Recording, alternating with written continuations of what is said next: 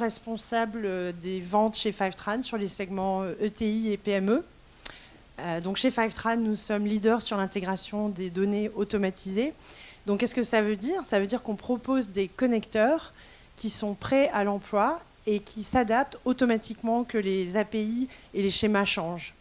La mission de Fivetran, c'est de rendre la donnée accessible pour supporter la croissance des entreprises.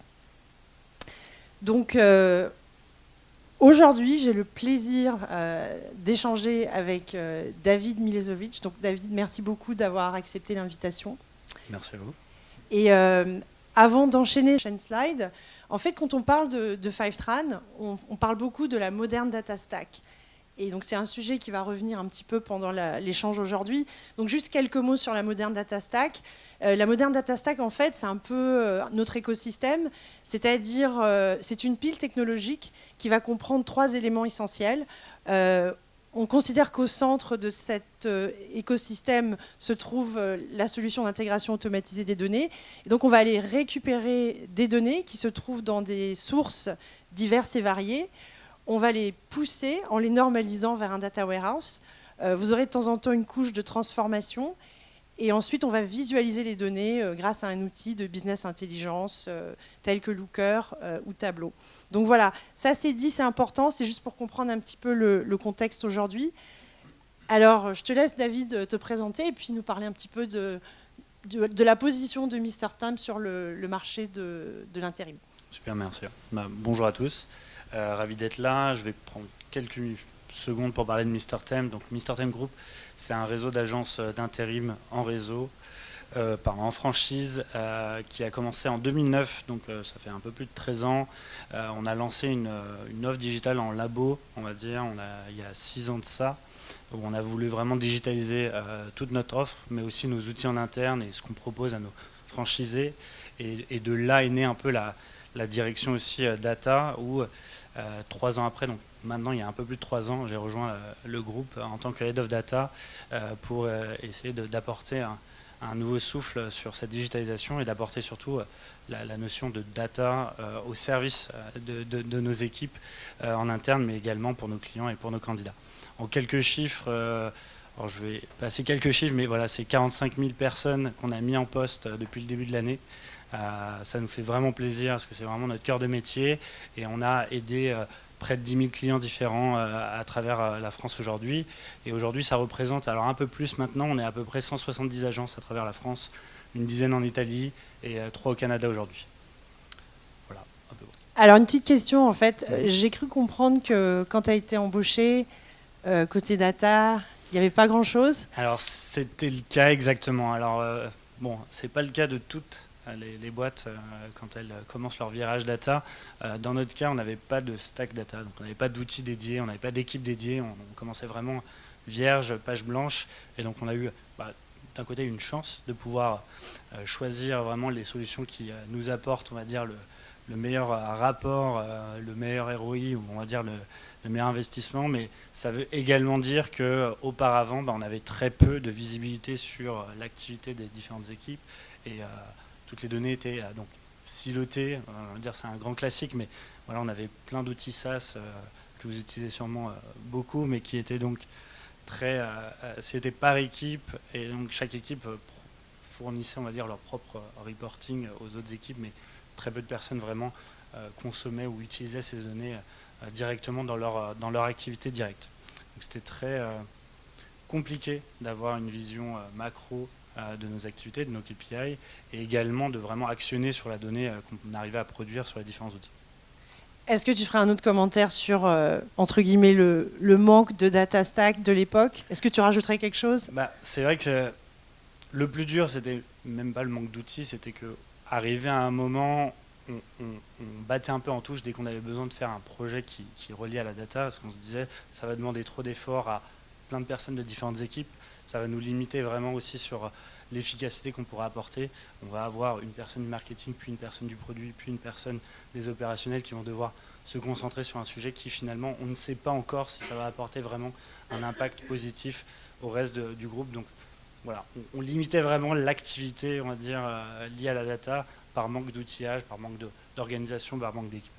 Ok, ben, puisqu'on parle de la Modern Data Stack, tu pourrais peut-être nous la décrire et nous parler un petit peu du contexte, etc. Bien sûr. Donc là, vous avez la vision aujourd'hui. On a initialement commencé il y a 3 ans avec 3 outils essentiels. Donc sur la partie ETL, on a utilisé donc Fivetran. Aujourd'hui, ça représente plus de 40 connecteurs. Donc on arrive à très rapidement connecter une nouvelle source de données. Et c'est devenu, on reviendra un peu là-dessus par la suite, mais c'est devenu quelque chose de stratégique aussi dans le choix de nouveaux outils pour nos équipes en interne. Donc ça devient vraiment important de pouvoir se dire est-ce qu'on va pouvoir facilement accéder à cette donnée par la suite pour le reste des équipes et donc on n'est pas resiloté avec l'ajout de nouveaux outils. On a décidé d'utiliser Snowflake sur la partie Data Warehouse et enfin Looker sur la partie BI. Donc ces 3 outils ont été sélectionnés assez tôt, donc quasiment à mon arrivée, donc maintenant ça fait 3 ans qu'on utilise ces outils et récemment sur cette année on a rajouté également DBT sur la partie transformation et Atlan sur la partie data catalogue. Voilà.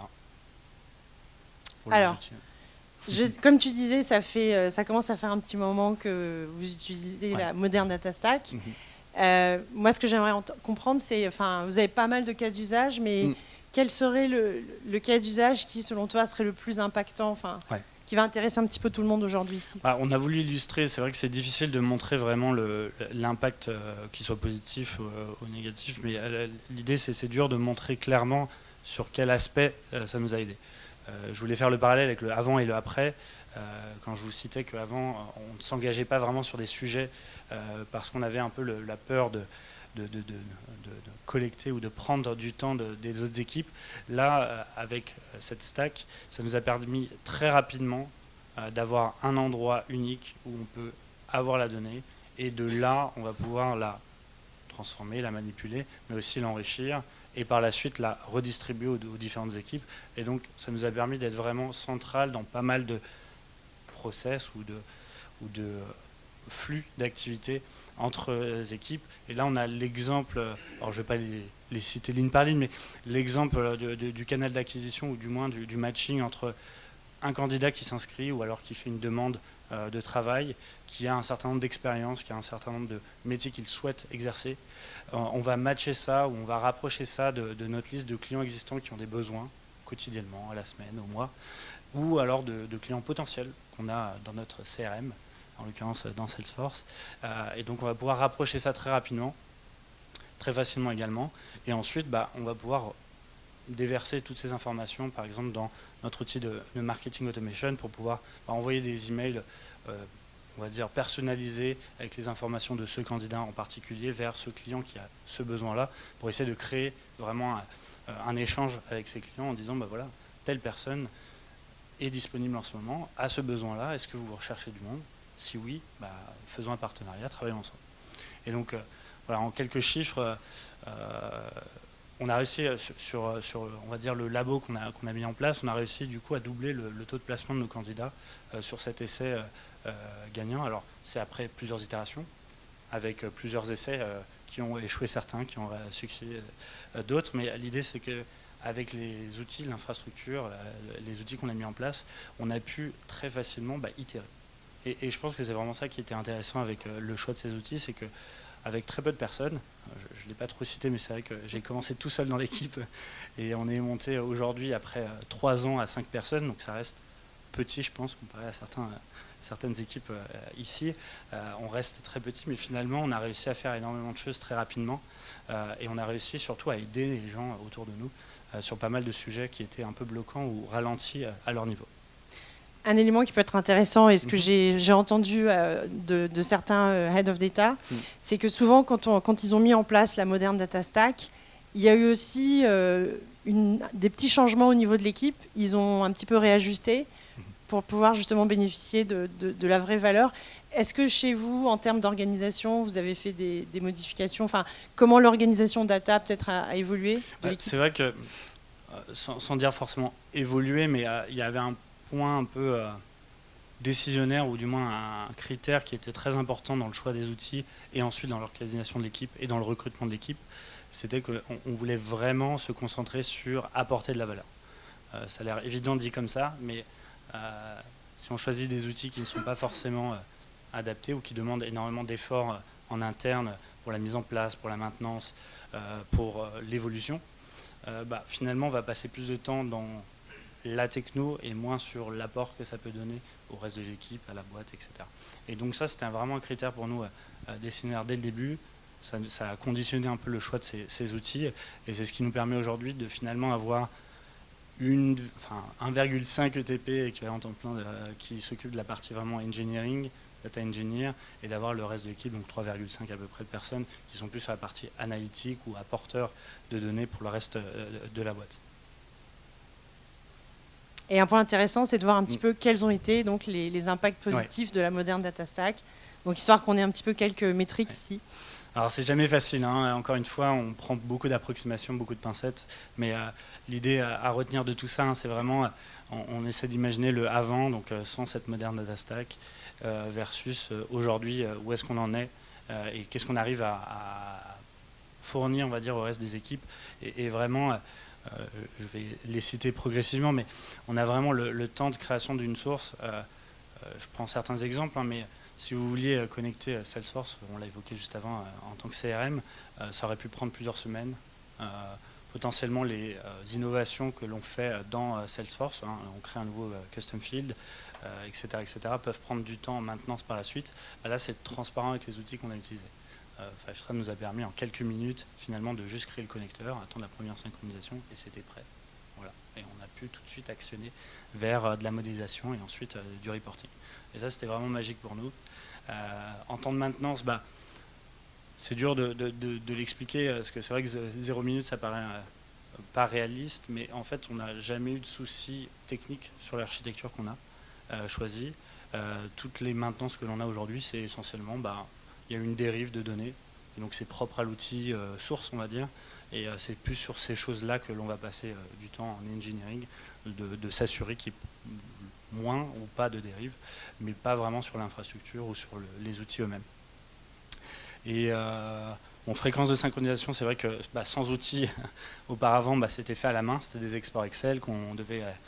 combiner et ensuite proposer sur un outil de BI quelconque. Là, on a des fréquences de synchronisation toutes les heures. On peut descendre encore plus bas, mais aujourd'hui, on a fait le choix de rester sur l'heure.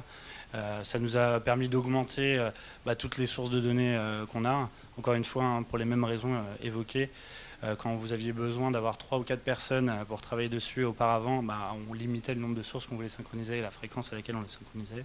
Aujourd'hui, on en a plus de 40 dans Fivestrand, on a pas mal de fichiers plats également qu'on utilise pour faire des reporting un peu ad hoc, etc. Et donc tout ça est permis par les outils qu'on a. Voilà. Conscient du temps qui nous reste, oui, je te laisse le mot de la fin pour conclure. Qu'est-ce que tu rajouterais sur la moderne data stack ? Pour résumer, encore une fois, c'est vraiment, ça nous a permis, donc c'est un choix délibéré d'utiliser cette stack, mais ça nous a permis réellement d'être beaucoup plus agile. Déjà, ça nous a permis de très rapidement mettre en place cette stack, d'avoir un outil data mis à disposition des équipes. Ça nous a permis de limiter la maintenance, donc nous concentrer vraiment sur ce qui apporte de la valeur à l'équipe et donc de ne pas avoir une centaine de personnes qui s'occupent que de ça en interne. Je l'ai un peu cité auparavant, mais c'est surtout, ça nous a permis en fait d'itérer. Et ça a l'air un peu sorti un peu du contexte de la stack et de l'infrastructure, mais le fait de vraiment se concentrer sur ce qui apporte de la valeur et d'être assez à l'aise sur le fait de dire que oui, si tu as besoin de cette source de données, je peux te l'avoir dans quelques minutes. Si tu as besoin d'un rapport, maintenant, je peux te l'avoir dans quelques heures. Ça nous permet de se dire, d'accord, on n'a pas de frein sur tout ce qui est suivi. On n'a pas de frein sur tout ce qui est connexion et rapprochement de la donnée. Là, on va pouvoir se concentrer sur ce qui apporte de la valeur. Et pour nous, c'était vraiment ça qui était important. Merci beaucoup, David. Merci.